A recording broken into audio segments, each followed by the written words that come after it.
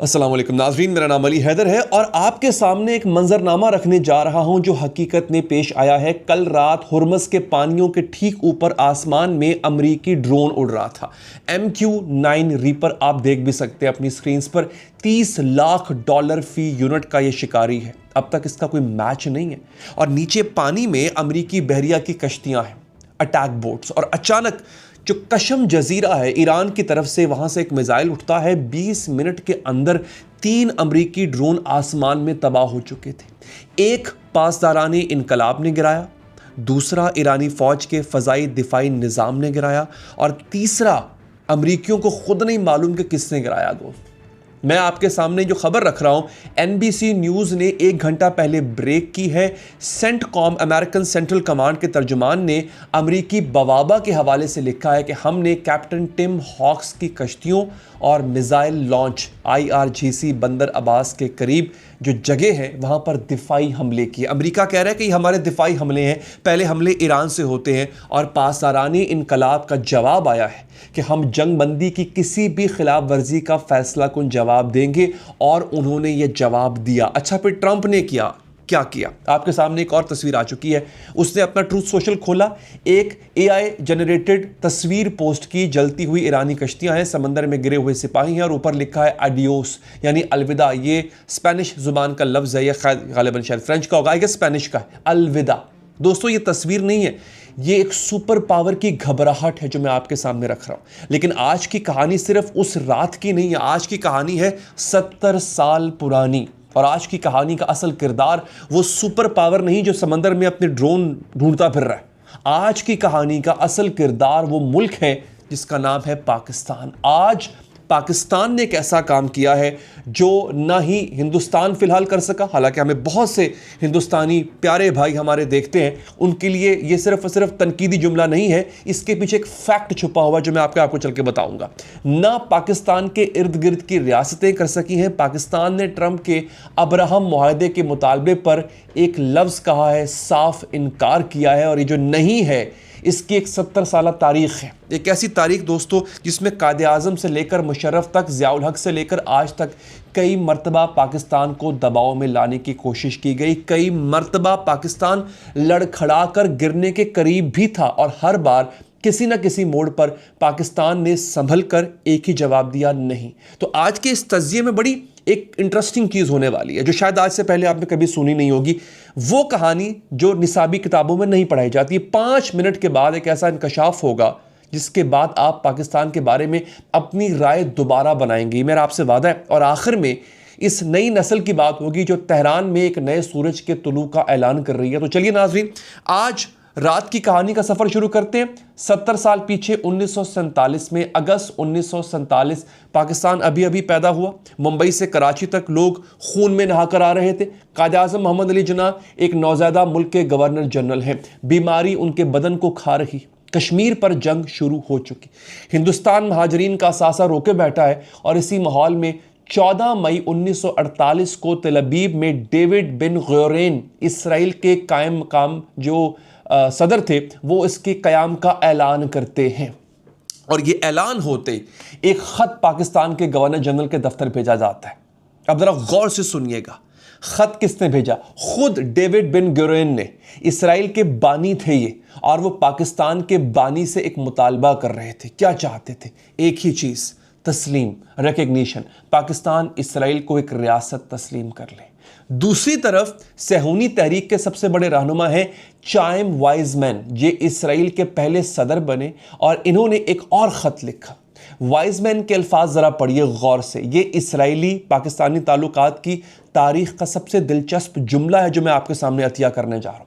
फ़लस्तीन में हमारी छोटी सी रियासत, अब ये सुनिए जो आज फ़लस्तीन को मानने से इनकारी हैं अहले इसराइल, कहते हैं फ़लस्तीन में हमारी छोटी सी रियासत जिसे जल्द आपके नक्शे कदम पर चलना होगा। आपके बहुत से मसाइल हम दोनों में मुश्तरक होंगे और मेरी दिली ख्वाहिश है कि हम इन्हें साथ मिलकर ताउन से अपने दोनों कौमों की भलाई के लिए हल करें।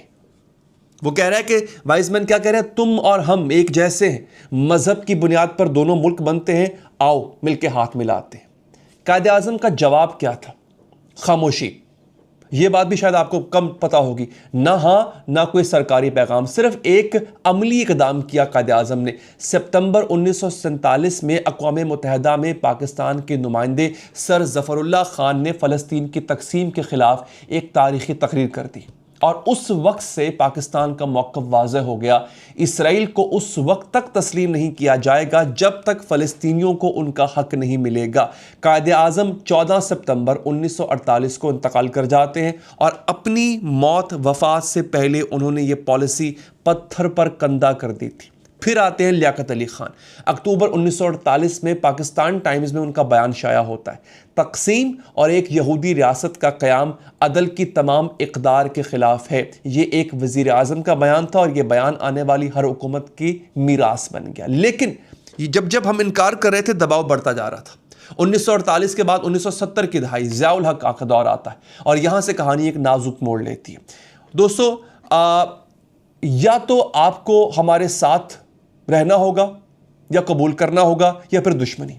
यानी ये पहली आजमाइश थी। अफगानिस्तान में सोवियत यूनियन दाखिल हो चुकी थी, अमेरिका पाकिस्तान के साथ खड़ा था और खुफिया तौर पर जो आज तारीख की किताबों में लिखा जा चुका है कि इसराइली एजेंसियां अफगान मुजाहिदीन को हथियार फराहम करने में शामिल थीं। क्रीसेंट इंटरनेशनल का एक तज्जिया है कि ज़ियाउल हक़ ने इसराइलियों को अफगान मुजाहिदीन के साथ काम करने की इजाज़त दी थी। ये बड़ा खामोश ताउन था, ये तस्लीम या रिकग्निशन नहीं थी, लेकिन ये एक खिड़की थी जो आहिस्ता आहिस्ता खुल रही थी। फिर आते हैं परवेज़ मुशर्रफ और यहाँ पाकिस्तान इसराइल से सबसे ज़्यादा करीब पहुँच चुका था। ये बात जानकर आप और भी हैरान होंगे।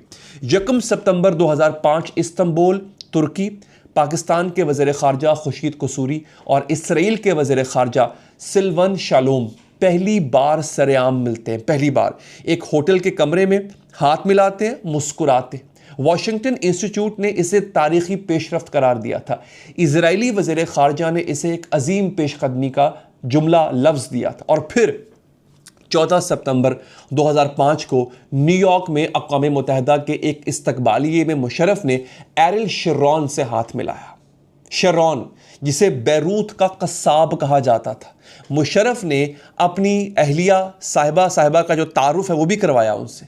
2 हफ्ते बाद मुशर्रफ को अमेरिकन जूइश कांग्रेस में तकरीर करने का दावतनामा मिलता है। अमेरिकन जूइश कांग्रेस, वो जाता भी है वहां पे, खड़े होकर उसके लिए तालियां भी बजती हैं, स्टैंडिंग ओवेशन।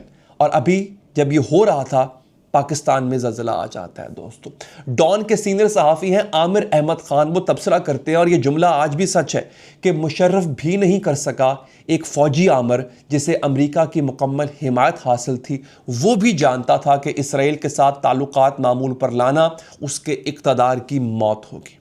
मुशर्रफ पीछे हट जाते, रिकग्निशन नहीं होती है, सिफारत खाने नहीं खुलते। लेकिन सवाल ये है, उन्होंने कोशिश क्यों की? ये ज़रा सोचिए। जवाब, अमरीकी दबाव। मुशर्रफ एक ऐसे वक्त में आए थे जब पाकिस्तान वॉर ऑन टेरर के बीच में था। गो कि कुछ गलतियां हमारी खुद की भी थी।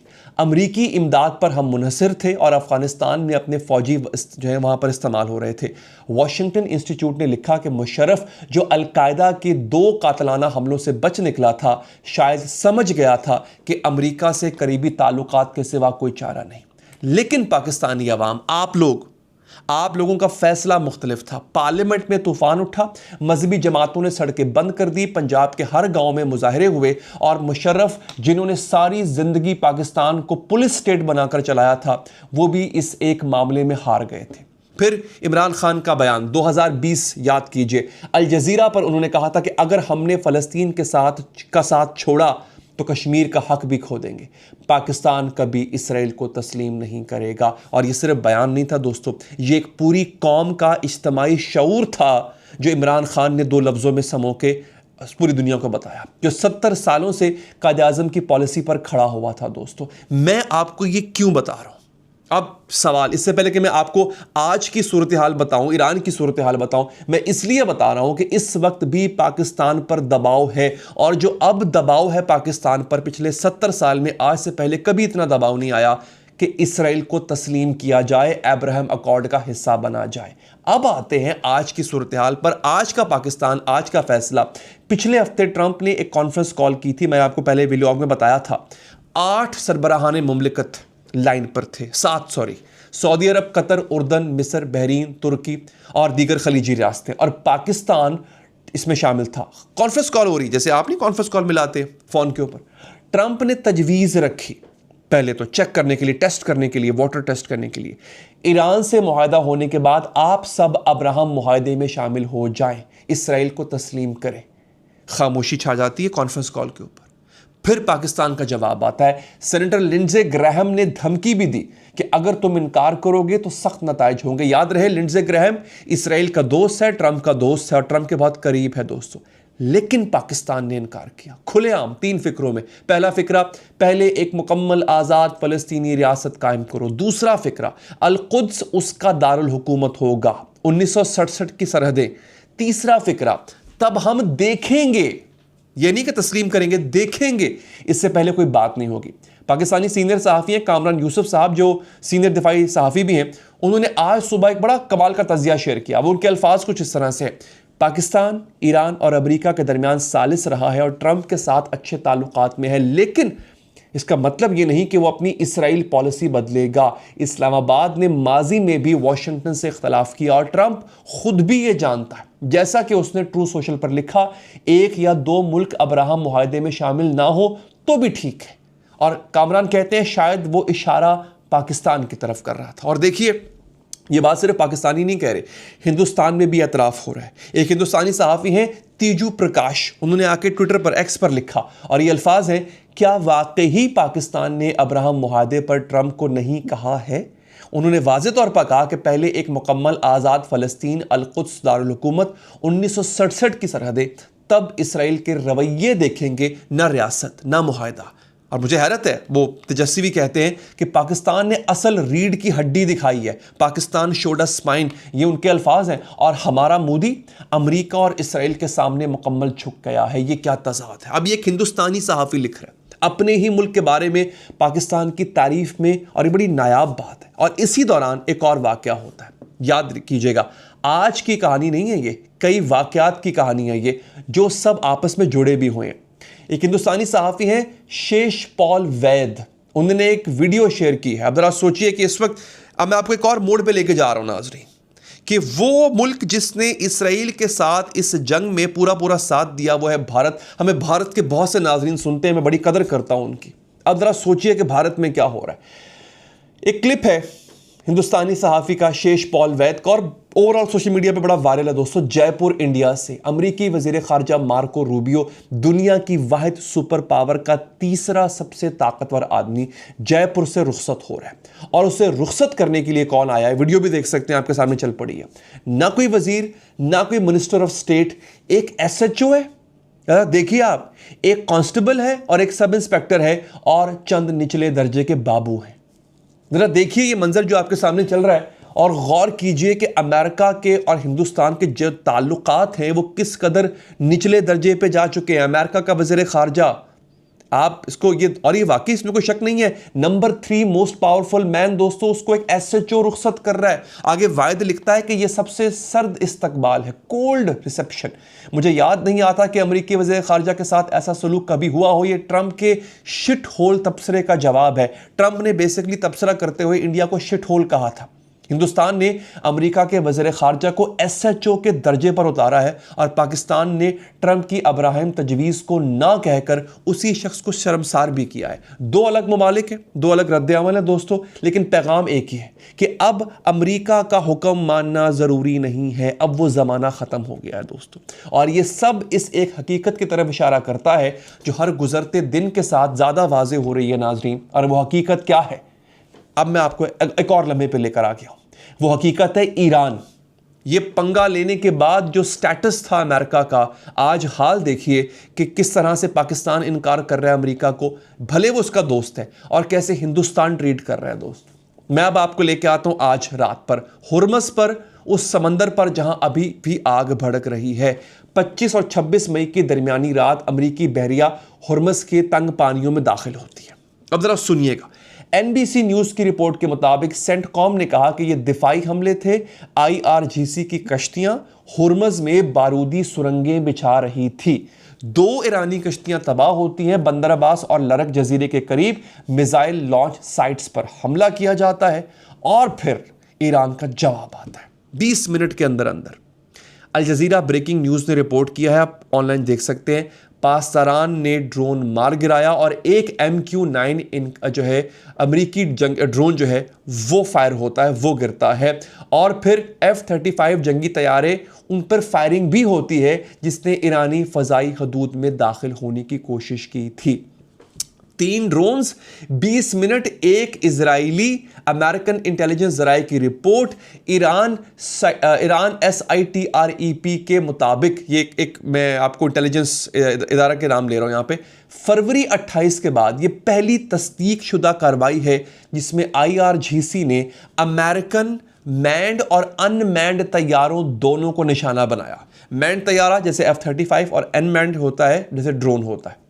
अगर ये तस्दीक हुई तो ये इशारा है कि ईरान ने अपना फ़ज़ाई दिफाई निज़ाम बहाल कर लिया है। याद रखिएगा, ये अमरीकी इसराइली तज्ज़ियाकार कह रहे हैं कि ईरान का फ़ज़ाई दिफा बहाल हो चुका है 70 दिन की शदीद बमबारी के बावजूद। और ट्रंप का रद्द-ए-अमल, उसने फिर ट्रूथ सोशल पर आके 2 पोस्टें लगाई। पहली पोस्ट में एक AI तस्वीर है, जलती ईरानी कश्तियां, गिरते हुए सिपाही और ऊपर लिखा आदियोस यानी अलविदा। दूसरी पोस्ट ज़्यादा संजीदा थी।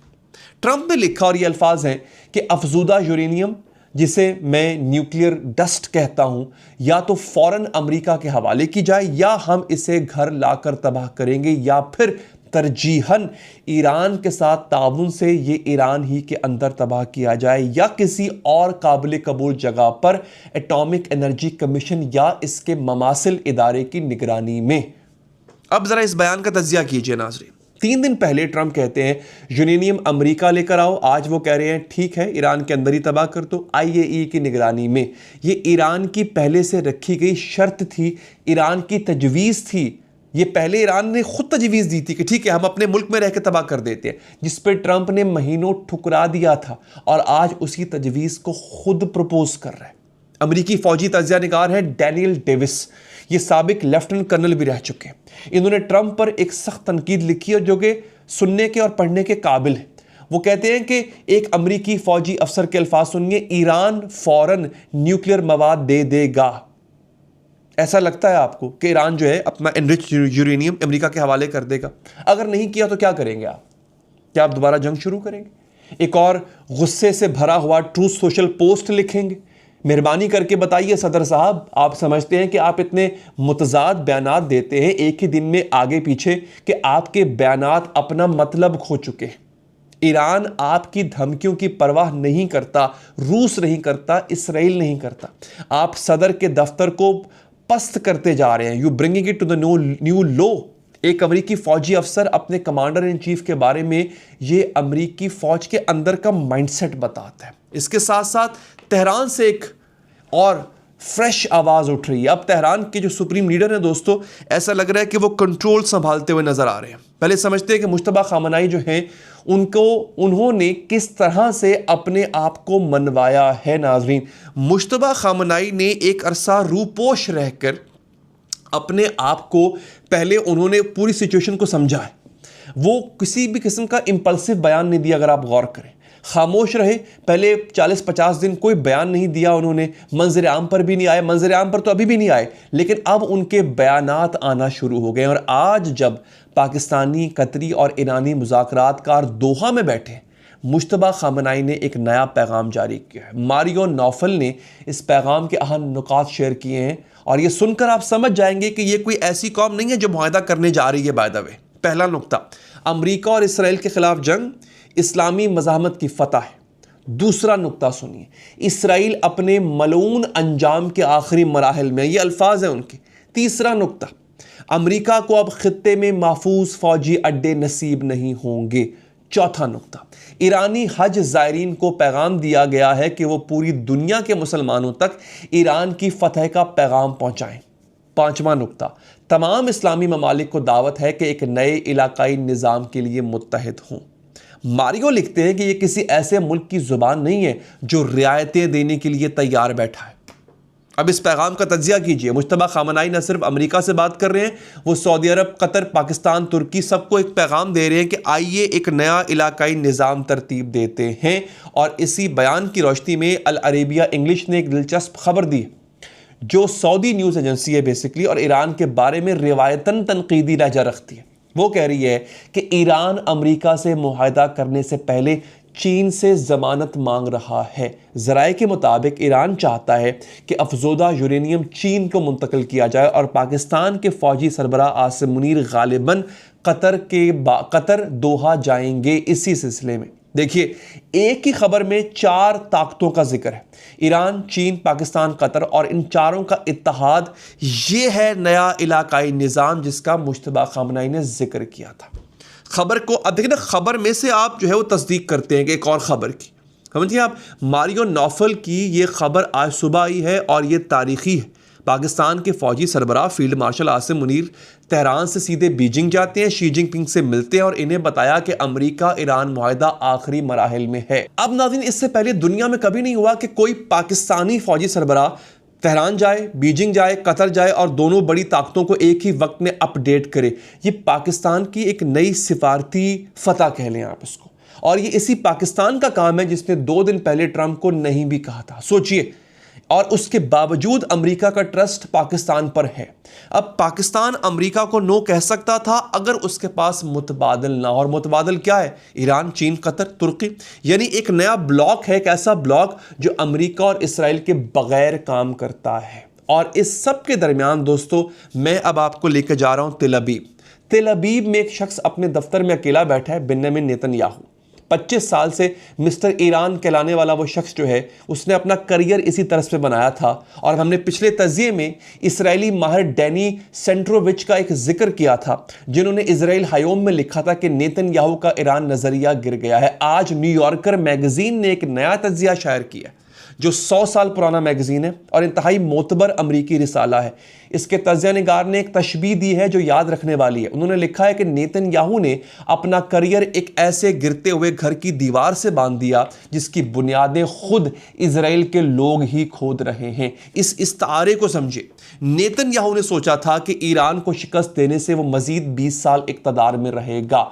अरब ममालिक अब्राहम मुआहदे में आएंगे, सऊदी अरब इसराइल को तस्लीम करेगा, ट्रंप एक नया मशरक़ वस्ता बनाएगा और वो नेतन्याहू इसका मैमार कहलाएगा। नतीजा क्या निकला? सऊदी अरब ने फ़लस्तीनी रियासत की शर्त रखी, इसराइल इस पर इनकार कर रहे हैं। पाकिस्तान ने नहीं कह दिया, कतर और तुर्की ईरान के करीब हो गए। खलीज की रियासतें अब्राहम मुआहदे से दूर हैं। ट्रंप का फ़ोन लाइन खामोश है। नेतन्याहू कॉकपिट से बाहर कर दिया गया।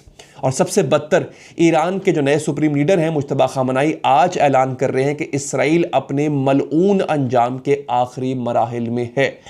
ये सिर्फ पैगाम नहीं है, ये एक ऐसे दौर का ऐलान है जो नेतन्याहू ने सोचा भी नहीं था नाज़रीन कि उसका मंसूबा इस कदर उल्टा पड़ जाएगा। और पाकिस्तान इस पूरी पोजीशन के अंदर, इस पूरे हिस्से के अंदर दोस्तों, एक बड़े अहम मोड़ पर खड़ा हुआ है जो बहुत हद तक डिसाइसिव है नाज़रीन।